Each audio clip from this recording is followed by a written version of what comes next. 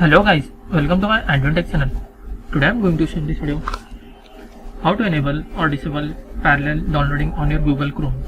So before going to start the video, if you are not subscribed my channel, please subscribe. Let's start the video.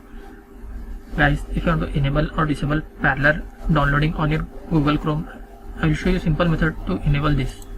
First of all, you need just to open your Chrome browser. Here you need to type Chrome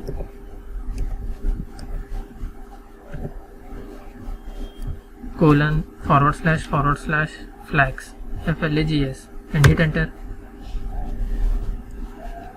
In this you need to search parallel and search for parallel. You can see here parallel downloading. Just click on this drop down menu. If you want to enable, just click on enable and relaunch your Chrome.